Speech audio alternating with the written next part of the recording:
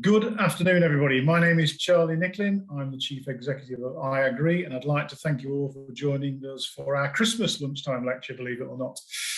Today, I'd like to welcome Sara Walton and Colin McKerracher from the BSI, and also James Lowenberg-DaBoer from Harper Adams, who's speaking to us from the USA. Our presenters are going to share information and answer questions on the development of a new national standard for agricultural robots and autonomous equipment for the UK. Just before we start, you're all currently muted. If you would like to ask questions, please use the chat function at the bottom of your screen. And then at the end of the presentation, we'll unmute you so you can ask in person. So I'd now like to hand over to Sara, who will do some further introductions and start the presentation. Okay. Right, thanks very much there, Charlie. I'll just, hopefully this is going to work. Excellent. So thanks everybody for joining us today. I'm Sara Walton, as Charlie was saying, from BSI.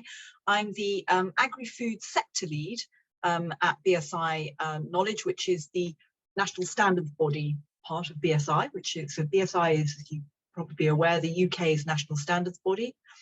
I have an oversight of all of the programs of work in standards and standardization types of solutions, which have some impact on those in the food sector or those with a stake in the food sector. So I speak and engage with a lot of different organizations and a lot of different stakeholders, such as professional bodies such as IAgrE and academic institutions like Harper Adams and lots of other industry bodies as well, to talk to them about the sorts of things that are needed right now for those who are working and needing to develop new areas, and particularly around innovation. I talk with people. So that's me, and I will let James and Colin introduce themselves very quickly. So Colin is my colleague, so if you'd just like to say hello, and then we'll go straight in. Hi everybody, my name is Colin McKerracher. I'm a Lead Standards Development Manager at BSI, working in food and sustainability. And good to see you all on the call this afternoon. Thanks. Hello, I'm Professor James Lowenberg-DaBoer at Harper Adams University. I'm an agricultural economist, and I'm the economist with the Hands-Free Farm team. Good to see you all online. So today we're going to share some information and answer questions about the current development of a new national standard for crop robot use, and explain how the use of a standard on crop robots can help disseminate knowledge, raise profile and credibility, and lead to hopefully lead to growth and cohesiveness in the market. So I will just give you to show you the agenda here. So we've said hello. I'm going to start off and give you a sort of much more of an oversight of standardization and the international context of standards and where we sit in that as the UK's national standards body. And then I'm going to hand over to James, who's going to give you a lot more detail on the background and context for that crop robot code of practice that we're developing at the moment. And then we'll talk a little bit about standards and innovation and maybe some other interesting standardization programs which you might be familiar with or you might not be, but which may have some bearing on the work that we're doing at the moment in this field. You'll obviously get a lot of puns like that from me because my brain is obviously clicked into crops and agriculture now. And then finally, we'll talk a little bit about, we may not get to standard regulation, but please ask us questions if you want to know more about how standards complement regulation. And finally, we'll just, Colin will talk a bit more about the process of developing the standard and how you could get involved and give us a call to action for you to really sort of participate in this work. So first of all, what's BSI? Well, as I said already, we are the national standards body for the UK, and we basically provide the route into common standards making under the WTO rules for all interests in all UK interests in a particular topic or field or subject area or sector. And those stakeholders or UK interests are expert stakeholders with deep knowledge and technical expertise, also those with policy and governmental roles as well, and industry and trade bodies and professional associations, etc. So BSI is a big organization and has a number of different arms to it, but we are now talking to you from the standards body, the standards and information side of things. So as the world's first standards body, we have quite a big reach across a number of different countries anyway. And that is as our membership of ISO and IEC and other big standards organizations, member organizations, that is the result of that.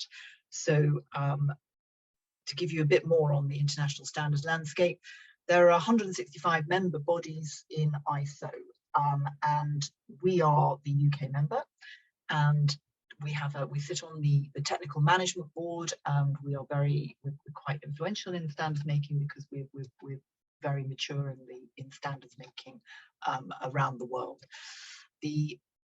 Those 165 member bodies often have, they're often departments of government, but we are independent completely of government, although we have a memorandum of understanding with BEIS to provide this role, to convene and facilitate standards making for those who need it.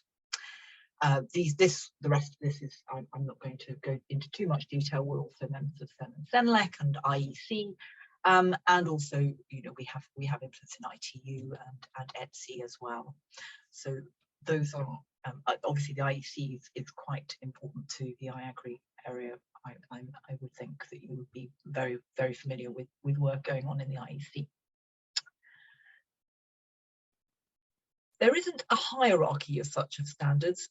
It's just a system of where things sit. So obviously professional bodies like yourselves and others develop standards which are technical solutions which suit and which work well for the body for which they're intended, or they're developed privately for whatever reason to work for groups or consortia.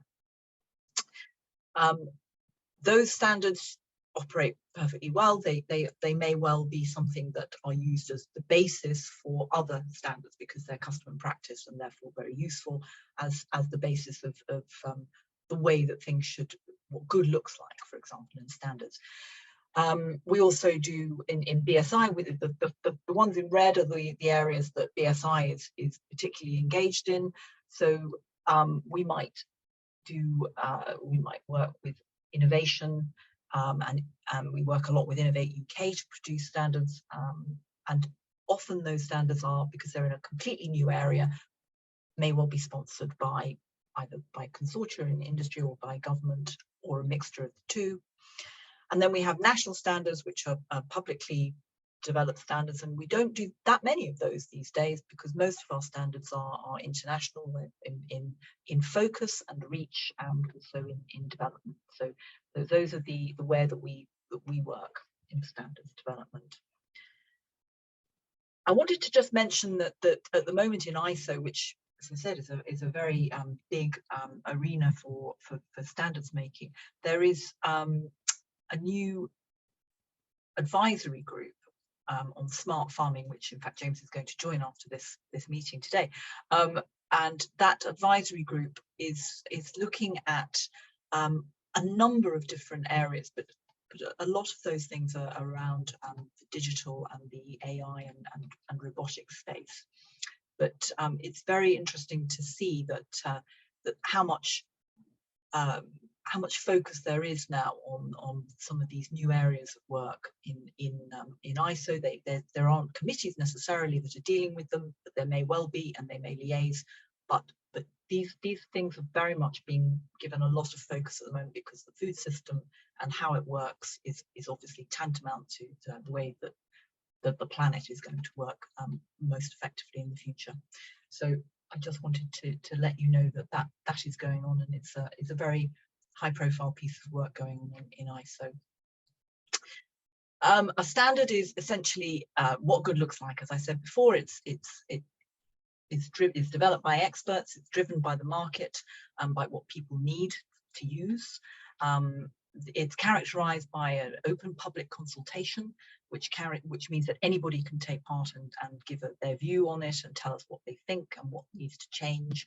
and there's usually a couple of months of public consultation in any of this, and that obviously Colin will talk a bit more about that later on.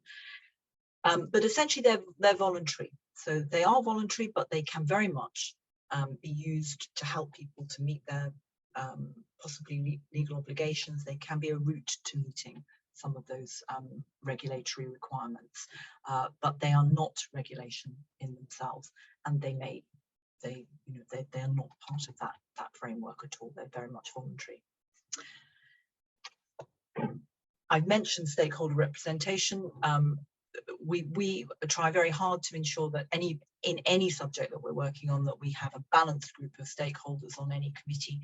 So we reach out to engage with different institutions and bodies that have a view and have an interest in a particular area, and it's open to all of those bodies to come forward: civil society, industry bodies, professional bodies, academic institutions, government, and etc. So we really want to cast our net as wide as possible to ensure that we are really taking into account the views of the most people who are going to be affected by any particular standard or topic area. I won't go too much into that, just to say that standards are an iterative process. So it's a journey and not a destination, I like to say about a standard. We're not trying to fix something that is never going to change. That's one of the key things, the key reasons why the PSI and standards bodies exist, because our role is to ensure that we convene those views and those technical experts, but also to make sure that it's reviewed and systematically and is changed when comments come back to us to say these things need to be different.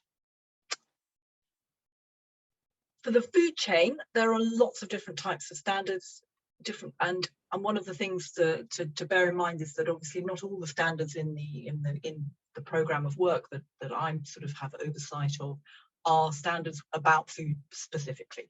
I mean, it's obvious because we're talking about robotics today, but just to say, I think they break down pretty much at the moment into areas around quality and authenticity of product, which help with trade and customer confidence. We have a lot of standards in the safety and ethics area. There's a standard in development at the moment on food safety culture, for example, and we're also looking at a national standard on modern slavery risk in the supply chain, which evidently is going to have an impact on food systems and food chains throughout the world. And environment and sustainability is another big area of work, and we've just signed a London Declaration with ISO.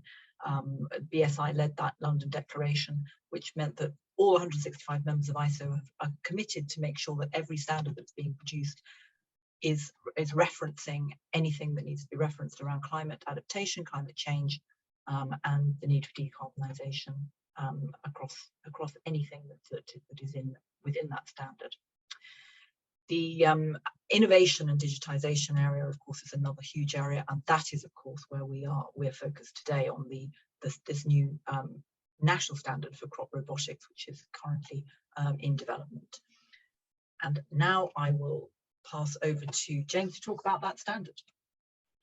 Thank you very much, Sarah. And I'd like to share with you some information about current status and initiatives in crop robotics. I know many of you are on this call because you followed this area, but just to bring everyone up on the same page, I'd like to talk a little bit about the expanding use of crop robots and autonomous equipment, the private and public benefits that are expected, the rules that some governments around the world have put in place about use of crop robots, and then in response, the codes of practice for autonomous equipment that have been useful in some other countries and other sectors of the economy, and then finally some questions that have been raised in the process of developing a UK autonomous crop equipment code of practice. And one of the key problems that might be addressed by a code of practice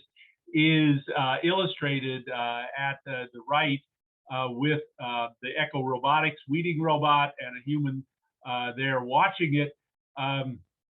do we need physically a human operator in the field to watch a robot, and what danger would the robot pose if it were not watched?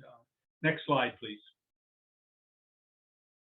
Use of crop robots is expanding rapidly. Most major farm equipment companies have autonomous equipment development programs, and then there are, by our count, over 40 startup companies around the world focused on commercializing crop robots. At least 6 companies have started marketing retrofit kits to convert conventional farm equipment to autonomous use. Weeding robots are being trialed all over Europe, led by France, where roughly 150 robots are being used for mechanical weeding of vegetable and sugar beet crops, mainly on organic farms in 2020.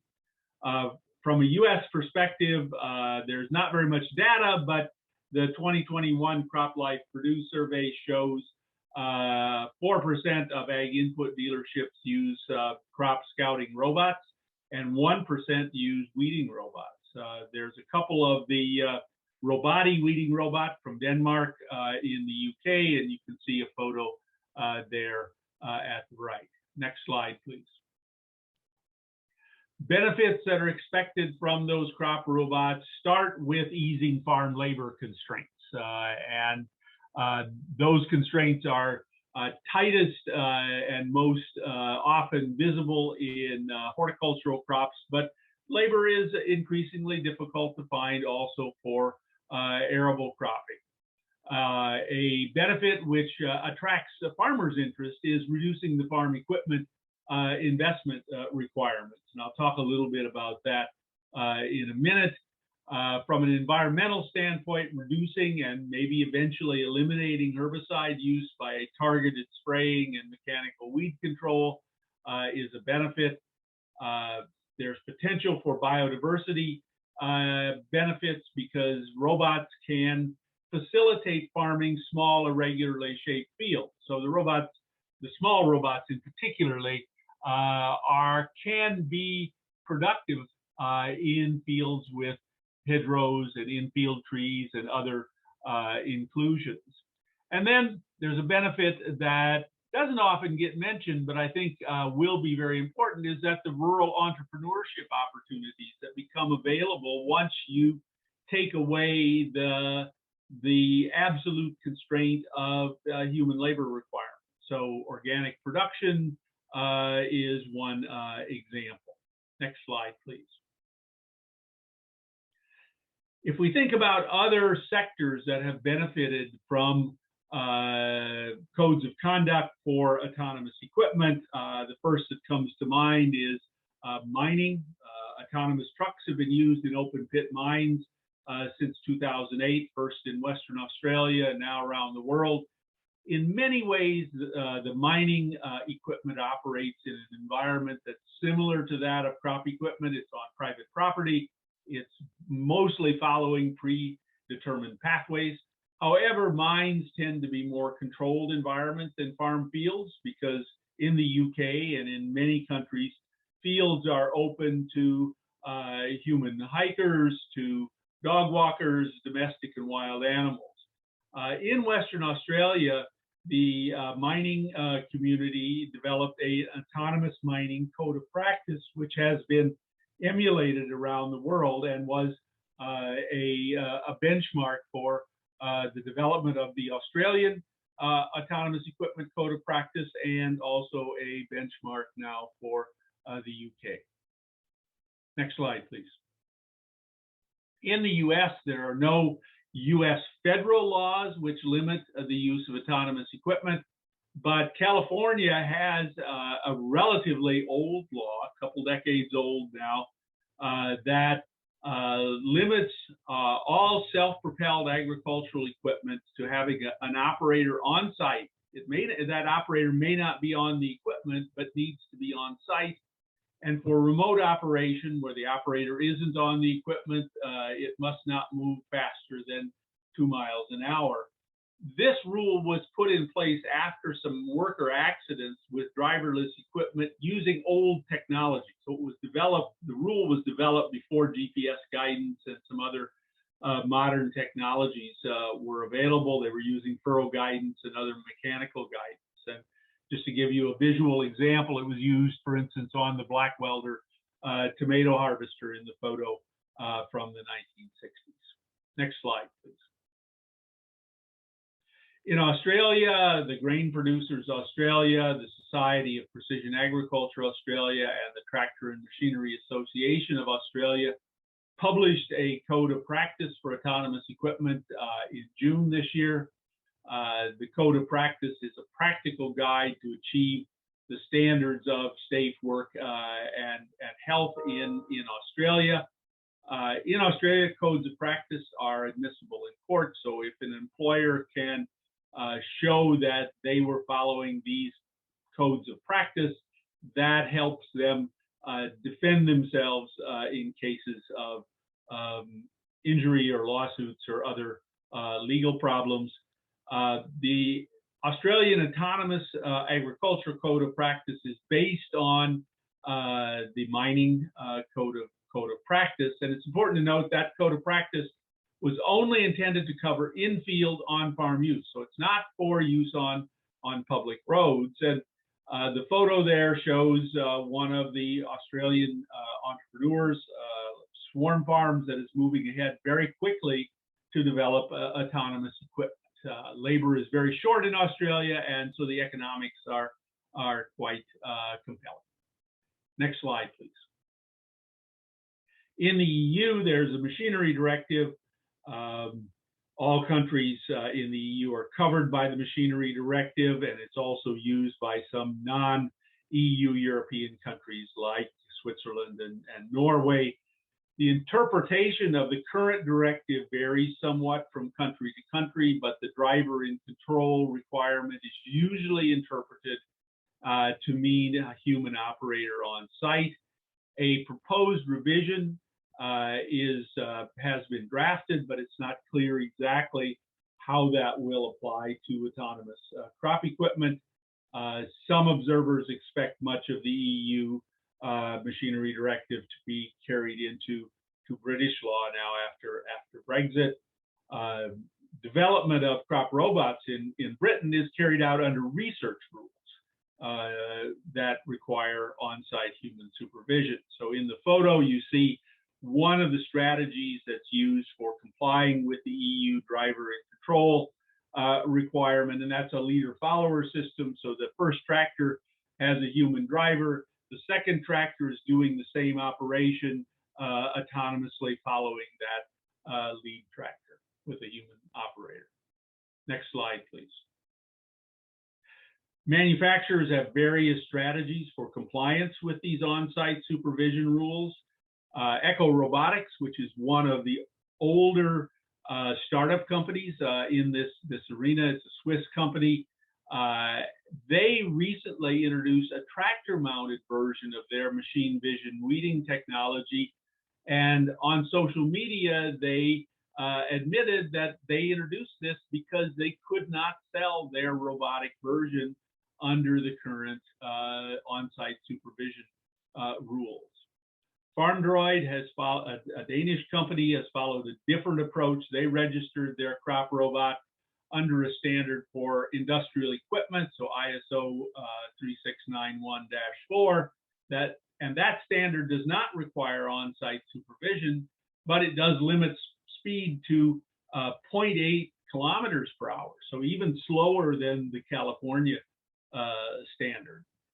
Some companies are focusing on swarm robotic strategies with multiple robots in a field, and in that case, it's easier to justify having a human to supervise those multiple robots, but that works mainly in quite large fields. So it's useful in parts of Eastern Europe, less useful in places with small, irregularly shaped fields. Next slide, please. At Harper Adams, we've done some analysis of the economics of robots, and I think some of you have seen this chart before, where We estimated some wheat production cost curves for UK wheat. The blue line is conventional cost curve. The sort of orange reddish line is robotic cost curve with 10% supervision time.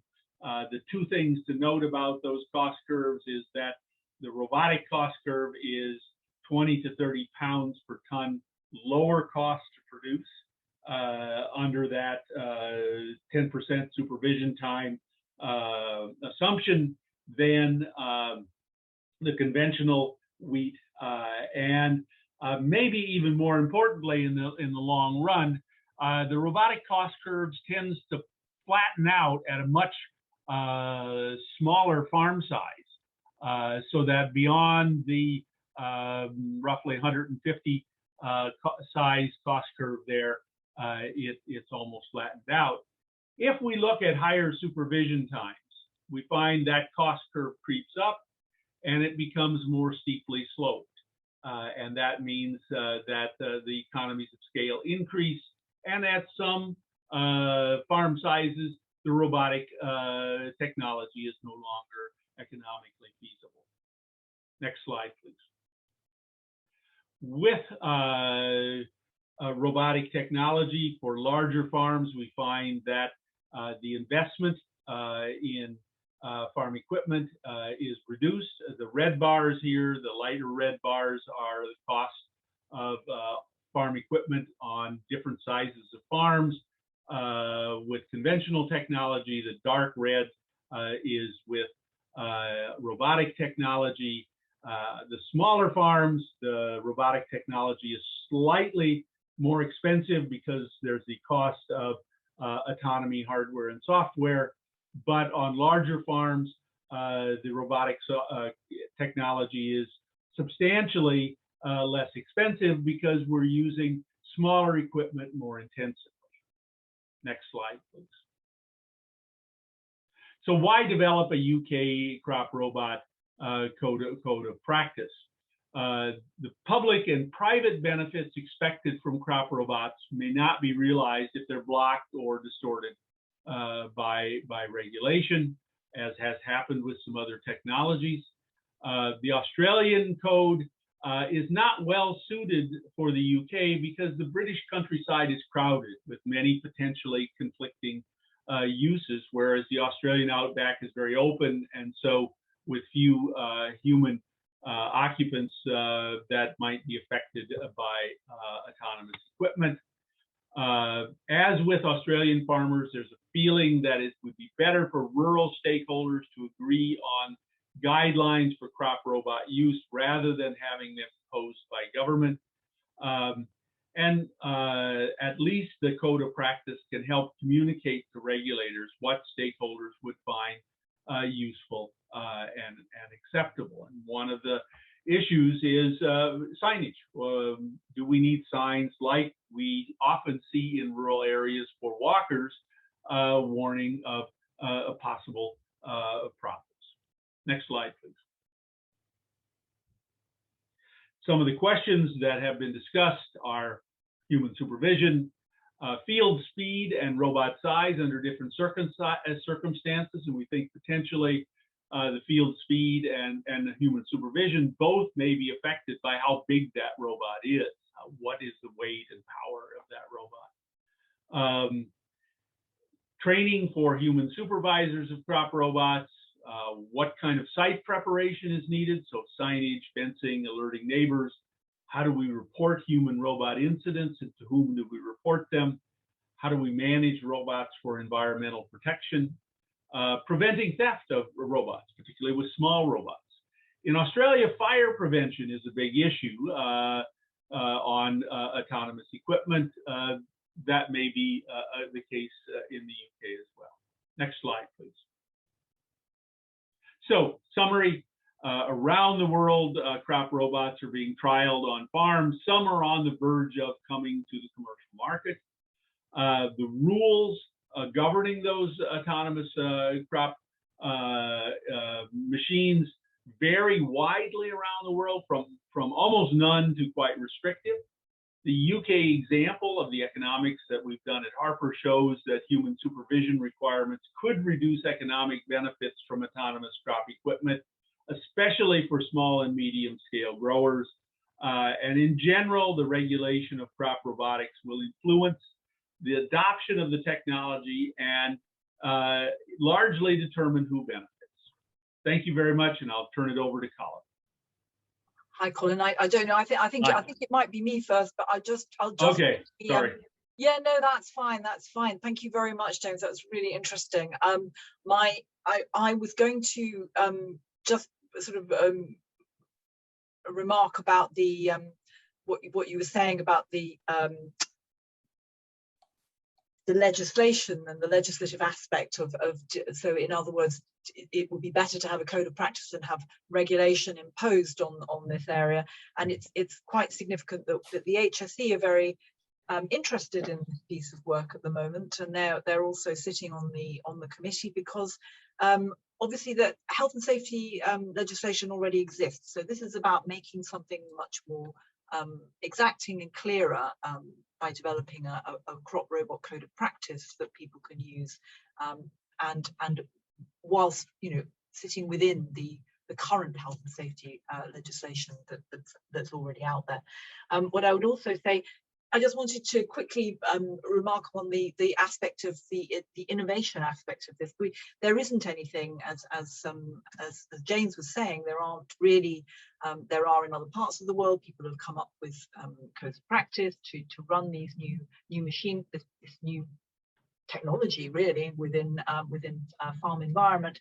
But ultimately, standards are, as you will probably already know, as being the sort of institution that you are, and the members of that institution, that standards are a really excellent way to ensure a number of things which, to support innovation and to give it that framework and that infrastructure to help it to grow, to help new areas to grow really effectively.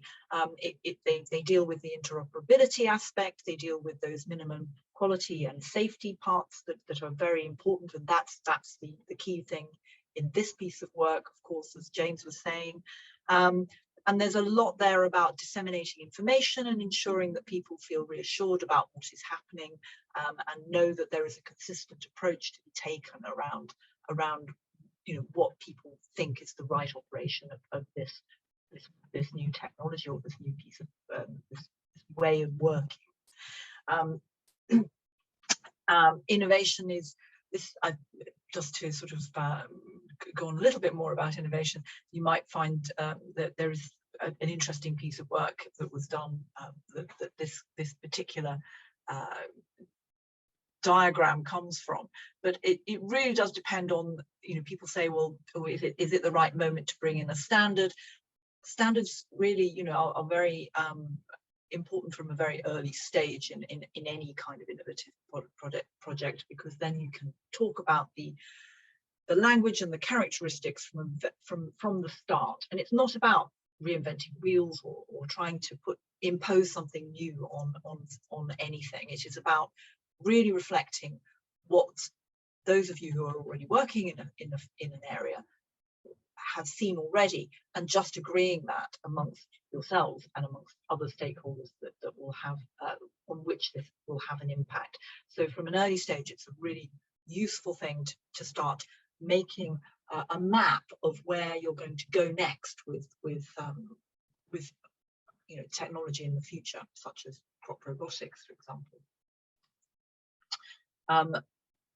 There is a PAS, I just quickly mentioned the PAS that we've done on with Innovate UK on responsible innovation. It's a useful guidance for those working in any innovative field, and I just thought I'd reference it here because we're talking about the innovation aspects of this new work and this new technology, and how it should be operational for the most practicable way.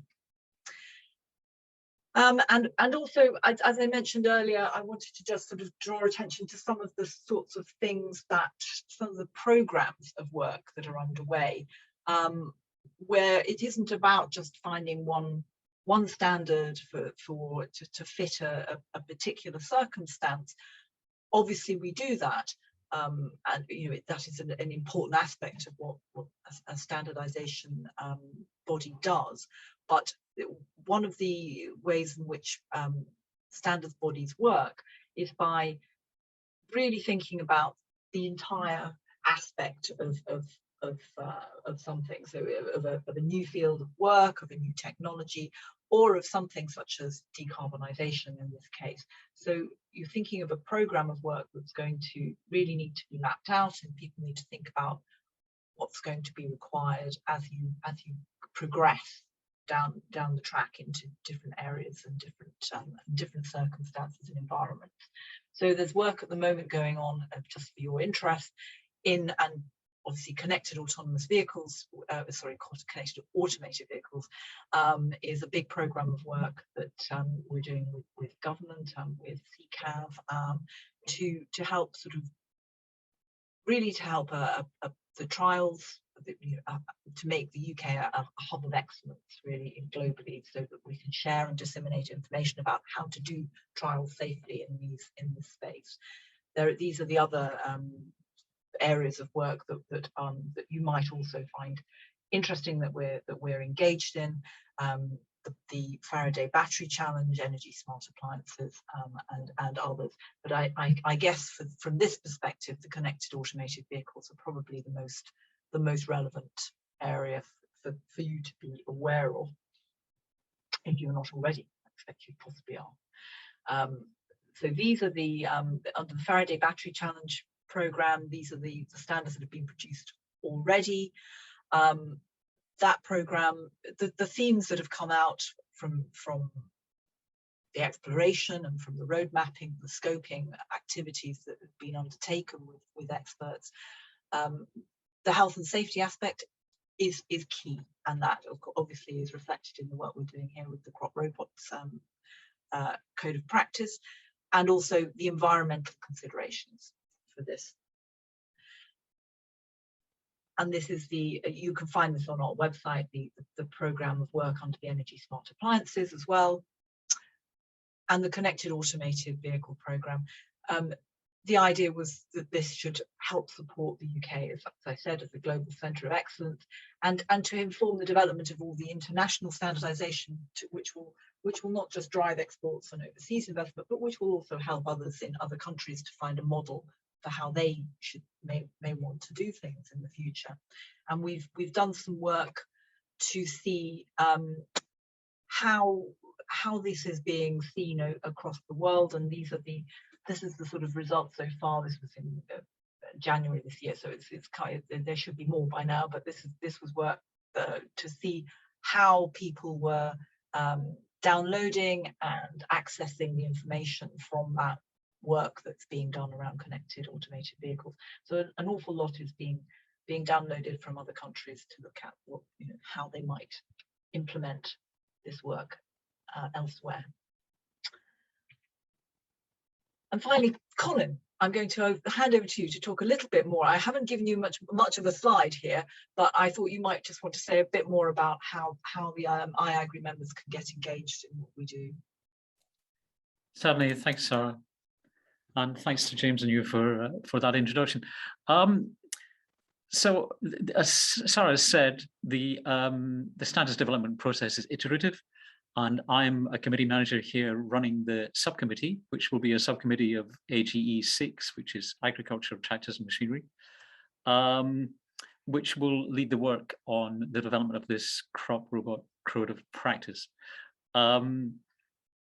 It's an iterative process, and initially the work will be allocated to a drafting panel of this subcommittee. So we've established this subcommittee. As Sarah said, we've reached out amongst all the stakeholder groups, industry, academia, trade associations, and so forth. And we've established a subcommittee, and we've established a smaller group, which will begin the drafting of the standard in January.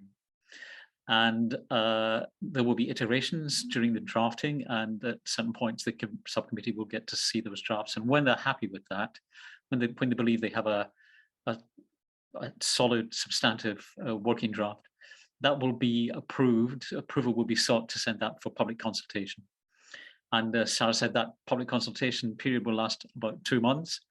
And both views from the committee and any associated organizations and from anyone with an interest, the consultation will be publicized. And those comments will be taken back in.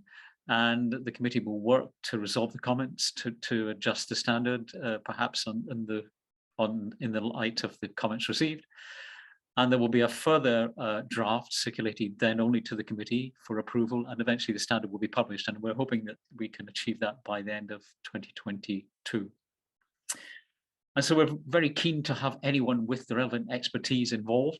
We're very fortunate in having Charlie Nicklin, your CEO, sitting on the subcommittee. And the IAgrE will be represented through Charlie. So if you wish to feed through the institution, you can feed your comments to Charlie, and there will be, I'm sure we'll be publicizing that consultation very widely when it happens. However, if any of you is a member of another organization, an associated organization that you feel isn't represented yet, or if you're bringing particular expertise, we're very keen to have you involved. So you have my contact details there. Please do get in touch with me or through Charlie if you want. And we'd love to have you on board if you can bring particular expertise to the development of this standard.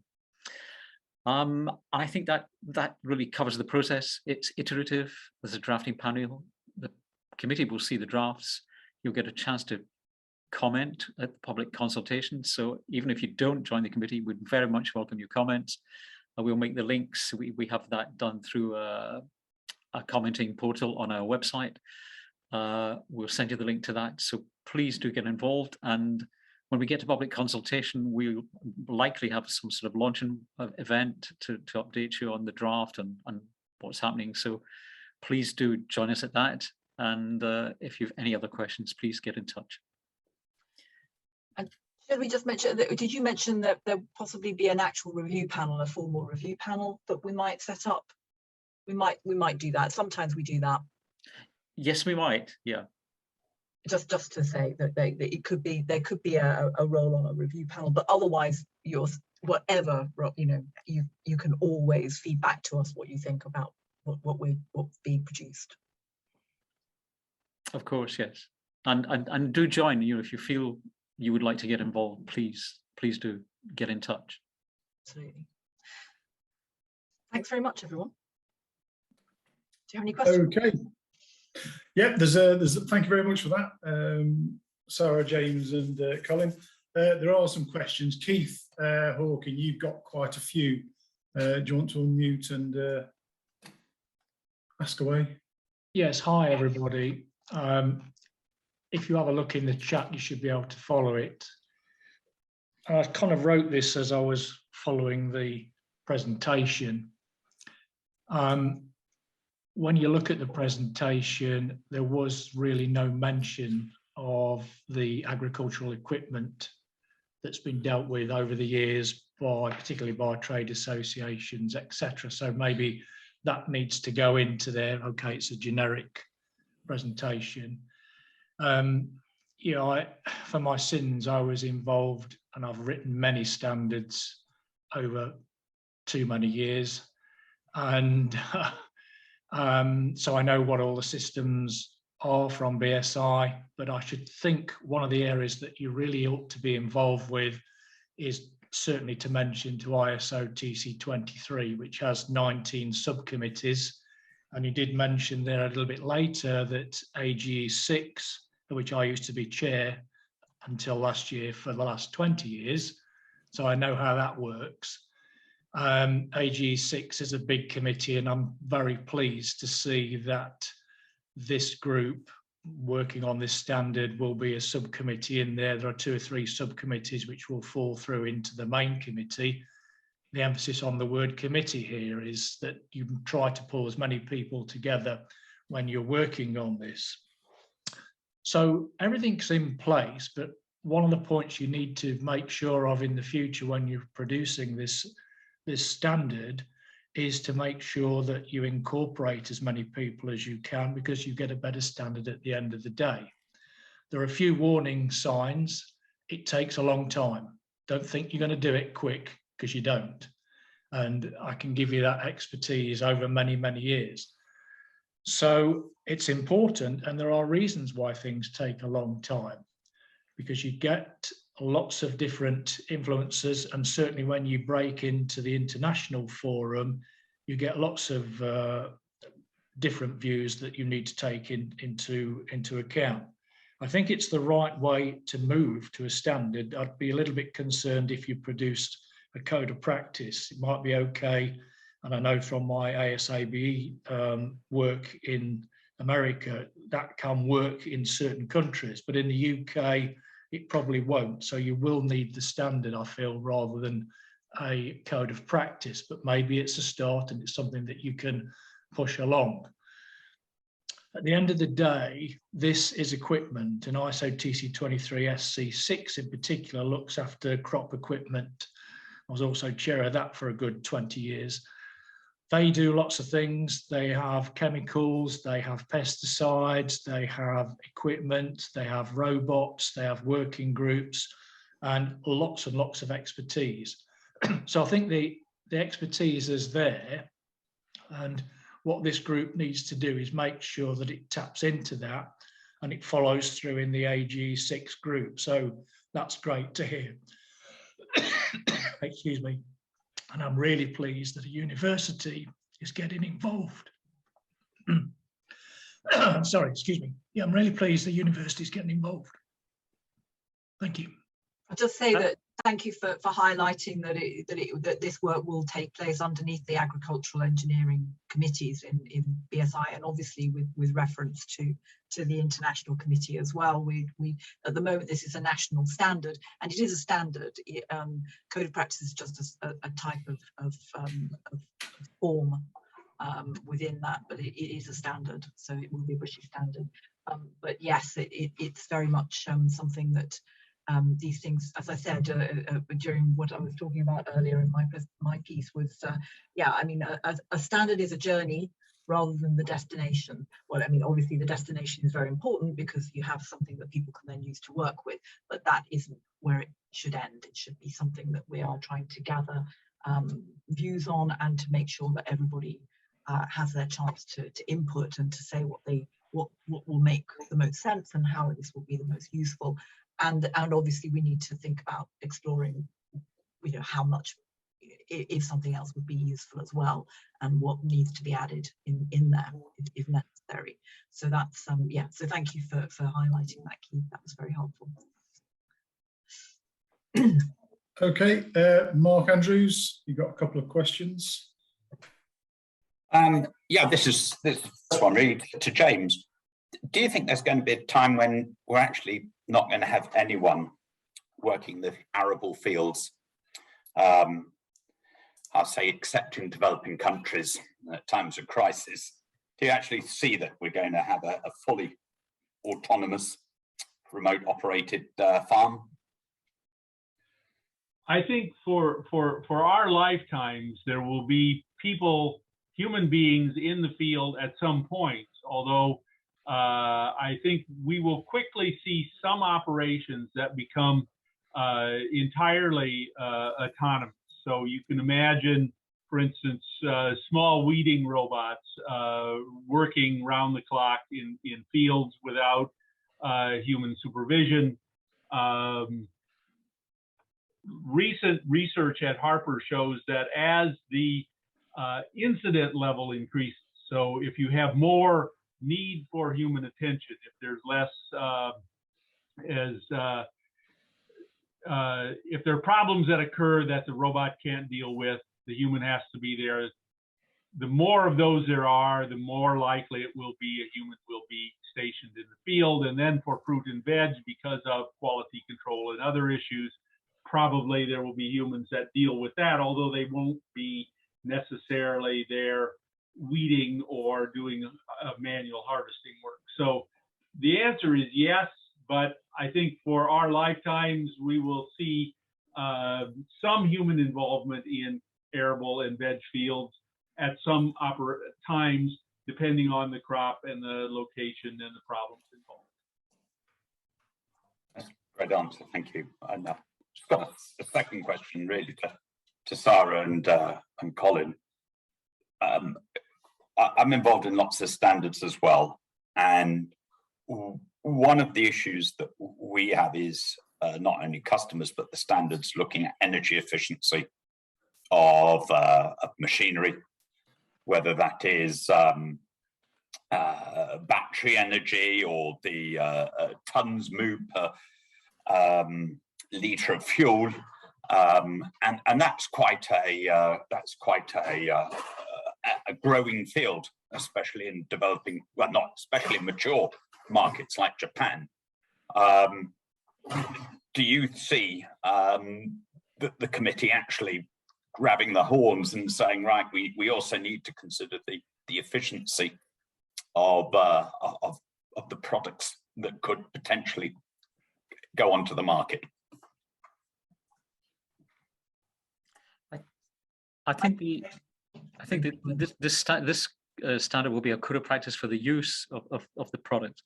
So not a standard for the products themselves, but as Sara said, with the London Declaration, we're duty bound to look at energy efficient and carbon use in all of our standards. And I'm sure there will be ways in which the products are used which could determine their energy efficiency, you know, not just the inherent energy efficiency in the product. And I imagine the committee will want to look at that. Okay, I think the next question is from Will. Yeah, can you hear me okay? Yes. Okay, yeah, I just wondered, because on the automotive side, for autonomous vehicles, there's been a lot of standards created over the last few years, you know, the functional safety standard, sort of cybersecurity updates over there, these sort of things. And I just wondered if there was any influence in a crop robotics standard code of practice, because depending on what standards you're working to define the product, it might react in a different way. If, for example, an event occurs in the field, like something runs across the vehicle or whatever, I just wondered if there was any consideration that we'd have to make on other standards, for example, from the automotive world, where there's been a lot of work done on creating these standards.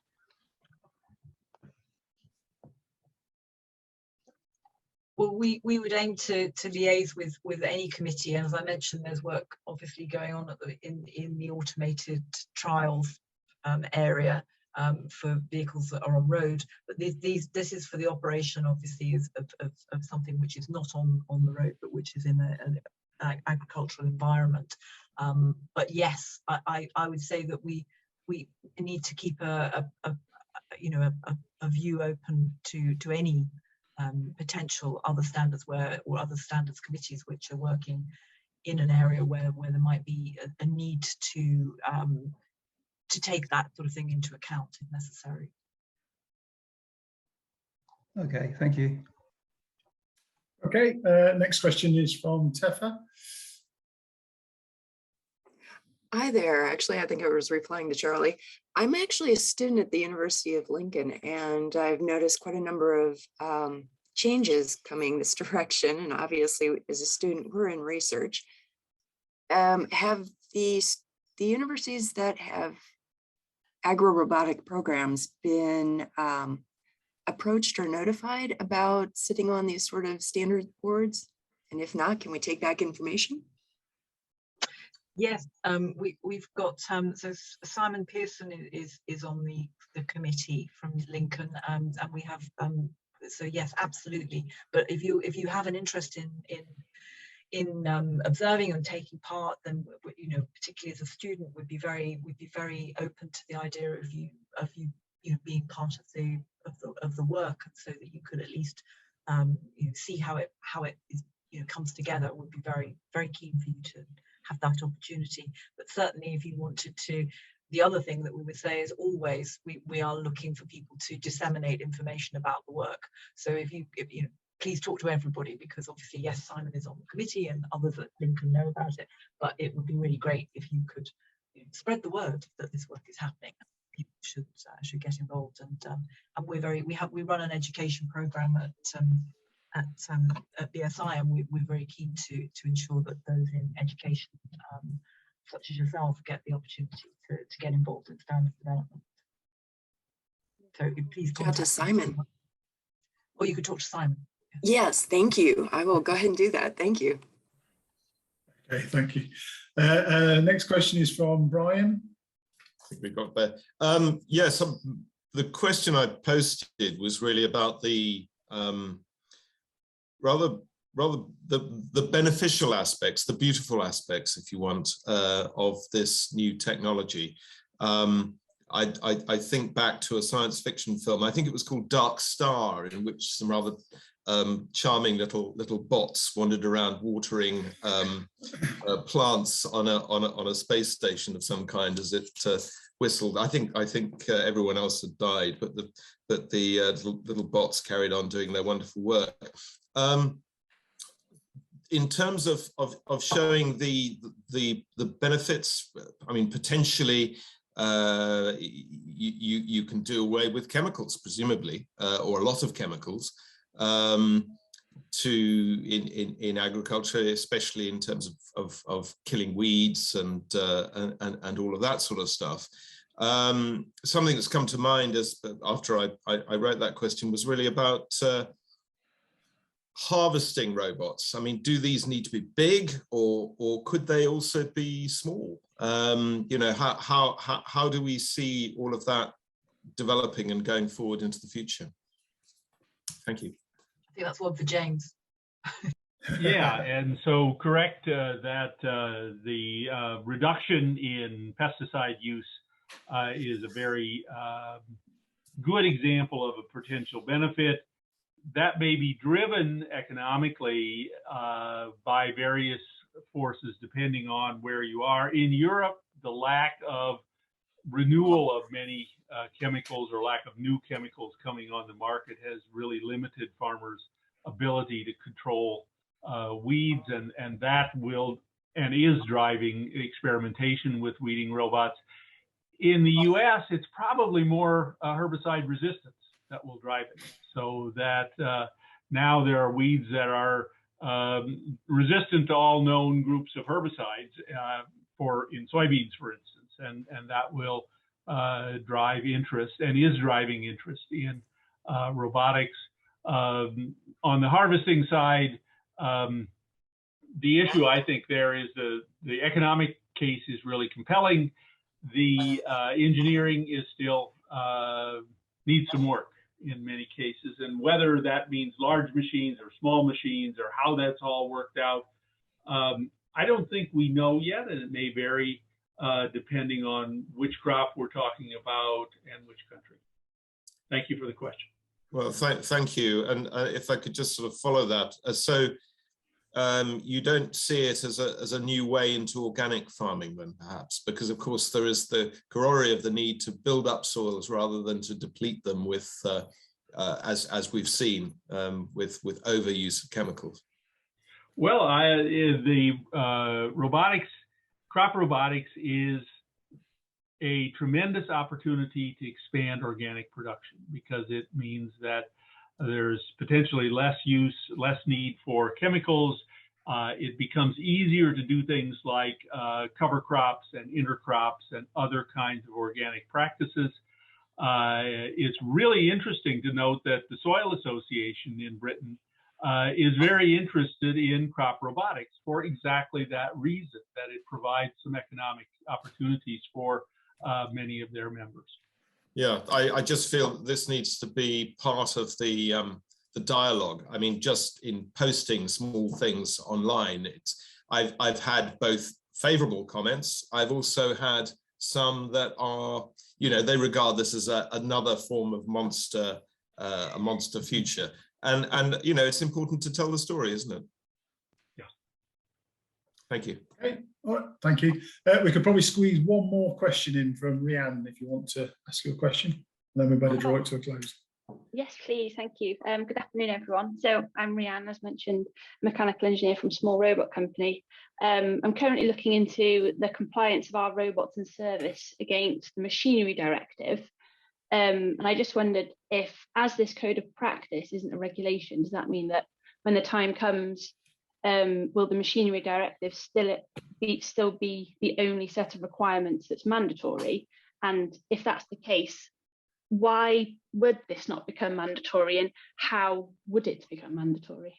Well, the way it won't be mandatory because standards are not, but on the other hand, it could be used as a means to meeting of legislative requirements, and that would be, you know, something that would very much. I mean, we're engaging with insurers on this as well in the committee, and so, you know, the way that, you know, it's like a soft legislative, but it's not legislation at all, but it's a soft way of ensuring that people have a way to meet what is required, but they do it in such a way that they've brought themselves into already, you know, so that they are doing it, you know, they've built the requirement themselves, but they will find it a good requirement to use. It will be best practice. It will be what good looks like for them, and also for all of those that they're dealing with, including the insurers and those who are also investing and taking part in the chain. So it's really, yeah, I mean, it's not legislation, but it could very well be seen as a route to comply if necessary.